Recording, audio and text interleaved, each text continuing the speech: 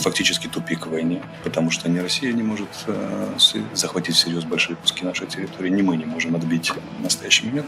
Дальше перевод это в партер, стационарный фронт, бесконечное, бессмысленное убийство друг друга без попыток достичь каких-то важных результатов не нужно ни российскому народу, ни украинскому. Народ это начинает понимать. Ina Finogénova.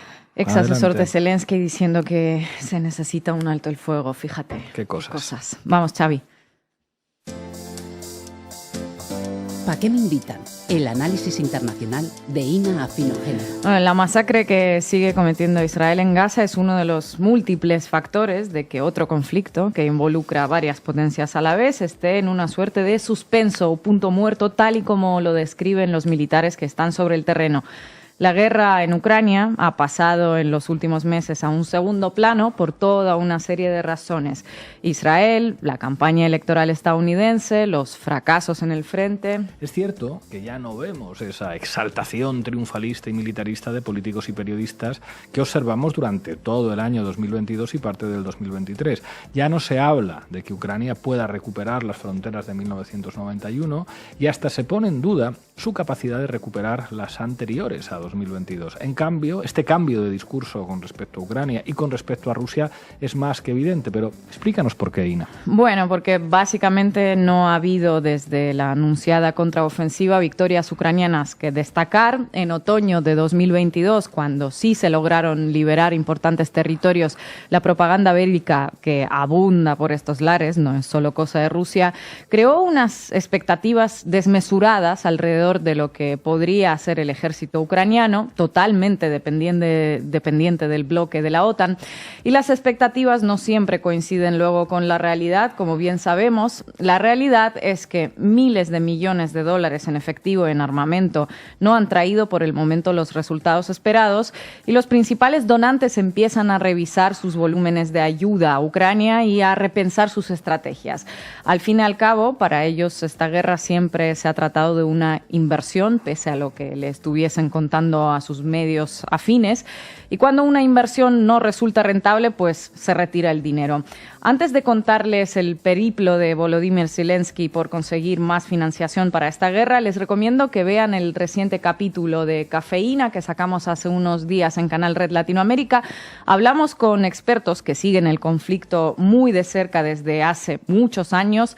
Hablamos de la situación actual en el frente, comparándola de hecho con la Primera Guerra Mundial, de los motivos del fracaso de la contraofensiva ucraniana, de las posibles bajas en ambos bandos y de un intento de paz que se frustró porque algunos evidentemente han visto en esta guerra una posibilidad de ganar mucho y también de conseguir unos objetivos geopolíticos que poco tienen que ver con la cacareada ayuda al pueblo ucraniano. Dicho esto, pasamos a echar un vistazo a las cifras, ¿vale? Vamos. Hace unas semanas, Joe Biden, ya lo anticipó Sara, anunció a la nación desde el despacho Oval que buscaría un paquete de más de 100.000 millones en ayuda para Israel y Ucrania. De ellos, la ayuda militar ascendería a 61.000 millones para Kiev y algo más de 14.000 millones para Tel Aviv. Una cifra considerable que se sumaría a los más de 100.000 millones que Washington ya le entregó a Ucrania. El caso es que hasta el día de hoy el presupuesto no se ha liberado y los senadores republicanos parecen implacables al respecto. La semana pasada bloquearon en el Senado esa propuesta. Quizás la aprueben en 2024. Pero bueno, la fatiga por esta guerra en Washington se hace patente solo con mirar las publicaciones de New York Times, Washington Post, Bloomberg u otros medios y compararlas con las del año pasado. Están ahora mismo en otra cosa, lo cual por supuesto no quiere decir que vayan a dejar a Ucrania completamente a su suerte, pero que el entusiasmo no es el mismo que antes es un hecho difícilmente cuestionable. Y bueno, no es solo cosa de Estados Unidos. Según un cálculo reciente del Instituto Kiel para la Economía Mundial, la ayuda occidental a Ucrania está ahora mismo en sus niveles más bajos desde el año 2022. Entre agosto y octubre de 2023 se ha registrado una caída del 87% en comparación con el mismo periodo del año previo. De hecho, en ese estudio, la institución alemana arroja unos datos muy curiosos. El sostén militar principal para Kiev en estos momentos son los países nórdicos: Suecia, Noruega, Dinamarca, Finlandia e Islandia. Estos días Zelensky se reunió con los gobiernos de esos países y estos le aseguraron que seguirían apoyando a Ucrania durante todo el tiempo que fuera necesario. Noruega, por cierto, anunció un paquete de $1.800 millones para asistencia militar y económica para el año 2024. Todo esto contrastó con los resultados de la visita del presidente ucraniano a Estados Unidos, donde, según Bloomberg, Zelensky suplicó que aprobaran el presupuesto propuesto por Biden sin recibir promesas concretas al respecto. De Washington solo recibió $200 millones en armas que alcanzarán para poco, viendo la intensidad de la guerra. 200 millones de dólares frente a los 61.000 millones anunciados parece poca cosa. Y lo es. Y lo peor es que esos 200 millones forman parte de los 2.000 millones que le quedan al Departamento de Defensa para destinar a Ucrania. Se están quedando sin dinero y dependerá de la voluntad de los republicanos el futuro de esa financiación de la guerra. Y los republicanos nos preguntamos por qué bloquean esas ayudas. Porque nunca se han caracterizado por su pacifismo, precisamente. No, por pacifistas no es, claramente, sino porque están ya en plena campaña electoral y es su manera de hacer ver a los ciudadanos que ellos sí priorizan los problemas reales de un estadounidense promedio, los problemas del país, y que una guerra proxy a miles de kilómetros, en la que ya se han gastado decenas de miles de millones de dólares, pues no forma parte de esas prioridades.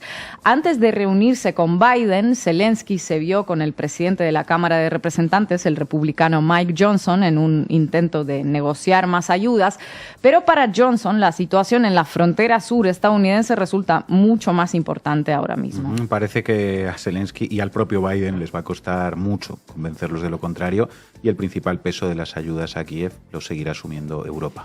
Y de hecho el canciller alemán Olaf Scholz, al igual que los países nórdicos, sigue firme en su apoyo y hasta parece dispuesto a incrementarlo en el caso de que otros aliados den marcha atrás. Dijo hace poco que la guerra podría prolongarse hasta 2025, o sea que la Unión Europea, pese a las dudas de Estados Unidos, tiene previsto continuar la guerra como mínimo un par de añitos más. Eso sí, sin pisar el frente. Eso se lo deja a los ucranianos, que son los que están poniendo los muertos en esta guerra. Sí, no parecen muy por la labor de una salida negociada, al menos de momento. Mientras tanto, la situación en el frente es la de una guerra de posiciones, avances de unos kilómetros que se intercalan con retrocesos y así sucesivamente. Rusia ahora mismo parece tener la iniciativa. Luego de estar a la defensiva durante meses, han realizado operaciones ofensivas en algunos puntos del frente. Ahora mismo tienen ocupado un 18% del territorio ucraniano. Las tropas de Kiev no han logrado en estos meses romper sus líneas defensivas, las denominadas líneas de Surovikin. Así que, bueno, la tarea de Ucrania consiste en planificar una futura contraofensiva para la que esos desembolsos que va buscando Zelensky por el mundo son cruciales. ¿Y qué se sabe del número de muertos, Ina? Bueno, ningún país revela el número de las bajas propias, solo habla de las del enemigo. En agosto, New York Times hablaba de 70.000 soldados muertos ucranianos y 120.000 rusos.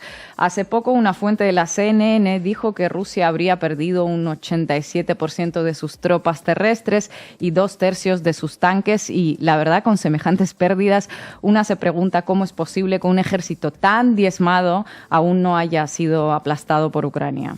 Bueno, es posible porque gran parte de esos datos forman parte de la propaganda de guerra. En este caso, lo que probablemente se busca con estas informaciones es garantizar el flujo de armamento y dinero. Ya han destruido el 87% de las tropas enemigas, pese a haber avanzado unos pocos kilómetros en un año. Falta un esfuercito más, unos 100.000 millones de dólares más y ya llegan a Crimea. Efectivamente, y todos estos discursos han hecho muchísimo daño, no sé si intencionadamente o no. Desde el inicio se le convenció a Ucrania de que estarían con ella hasta el final, que el final de esta guerra no estaba trazado donde las fronteras previas a 2022. Se renunció a cualquier esfuerzo negociador, a cualquier intento de diálogo, se renunció a la diplomacia por completo y se decidió que se resolvería en el campo de batallas, usando lo más posible la llama del militarismo. Todo esto se acompañó con una campaña propagandística que los más jóvenes no recordamos, sinceramente, portadas y cientos de reportajes épicos. ¿Y cuál es el resultado de esta ayuda? Bueno, miles de cuerpos a 2 metros bajo tierra, una mayor devastación, decenas de kilómetros minados y bastante territorio ocupado, con un reconocimiento tácito universal de que Crimea, por ejemplo, es imposible de recuperar, al menos por el momento y con los datos que conocemos actualmente. Putin se presenta para su 5º mandato en una suerte de plebiscito que se celebrará en 2024. La economía rusa no se derrumbó pese a las expectativas, otra vez falsamente creadas por aquí, aunque sí se le ha hecho un daño innegable, sobre todo en el sector de tecnología y aviación. Hace un año, expertos militares nos decían que ya no quedaban misiles ni municiones en Rusia, y la realidad es que su industria militar funciona y es inalcanzable para ningún cohete que pueda lanzarse desde Ucrania. El país tiene una retaguardia demasiado amplia. Pueden permitirse unos años más de esta guerra, al igual que Estados Unidos puede permitirse llevar varias guerras a la vez, como dijo Janet Yellen en su momento, curiosamente en referencia a 2 guerras en las que ese país no participa directamente.